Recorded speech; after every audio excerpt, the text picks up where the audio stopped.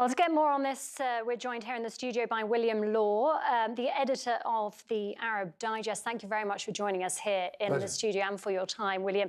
We were hearing just then from Donald Trump harsh words, harsh criticism for the UK and Prime Minister Keir Starmer. Your thoughts? Yeah, harsh words indeed. But, you know, we've heard these words before from Donald Trump, and that was a classic Trump rant, really.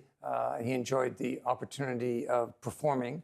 The German Chancellor sat by as almost an extra. I think I timed that Merz had something like 1 minute to Trump's 30, roughly. So the insults aimed at Starmer, it's all par for the course. You know, I look at these press conferences and I think we as journalists shouldn't dwell too heavily on the implications, the significance of what the man is saying, because, you know, 5 or 6 hours later in the middle of the night, we may get a truth social media that upends it. I was thinking, too, of Secretary of State Rubio and J.D. Vance sitting on the sofa beside Trump, thinking, what is he going to say now? Is he just going to upend what I just said, you know, a little while before? Is there an end game in this war? Is there any tactical, strategic approach to this war? Is it regime change? Is it simply destruction of the nuclear weapons and the ballistic missiles? Trump says we've taken them all out. We've destroyed them all. Well, we know that's not true. Clearly it's not true, because the Emiratis, the Saudis, the Kuwaitis, the Qataris, the Bahrainis can all say, oops, they're coming in, the drones, the missiles. So, you know, there still is a significant capability. Admittedly, it's been heavily degraded. No one's going to contest that. But for the President of the United States to say, we've destroyed them all. The other thing I thought was quite curious was that, you know, he said, we were going to bring some people in, but turns out we killed them all. You know, you look at that situation and you realize that this is a man who has entered into a war without understanding, I think, why he's done it, how it's going to end, the concerns about individuals, the fact that 6 American soldiers have now lost their lives. That seems to be just a game to him. And I think that, you know, Keir Starmer is in an awkward situation, but I think he's making the right decision, which is not get pulled in too much, because after all, where does this thing end? We don't know. I mean, I know that the plan is to send a destroyer to Cyprus. That's probably a wise thing to do. Is it wise to say you can use our bases to fly defensive strikes? How do we know what is a defensive strike versus an offensive strike? So do you think that there is a danger that the UK could be dragged into this war, albeit unwillingly? Well, I think there is, yeah. I think that's a possibility. I think there's a concern when you look at the Gulf states. The tactics that the Iranians are using, I think, may backfire. They could be pulled in. I mean, everyone is saying we don't want to go in, but there's a kind of vortex circling around. And the danger is that vortex then pulls in these countries that do not want a war. And I've made it very clear to Donald Trump, we do not want a war.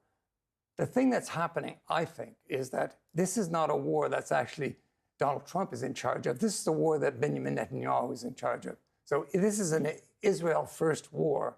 And he's pulled in the America First president to give him the kind of tactical support, the weapons, to do what Netanyahu wants to do, which is this vision of restructuring the Middle East to create a superpower, a new superpower called Israel. And Trump apparently doesn't comprehend that, doesn't understand what Netanyahu has.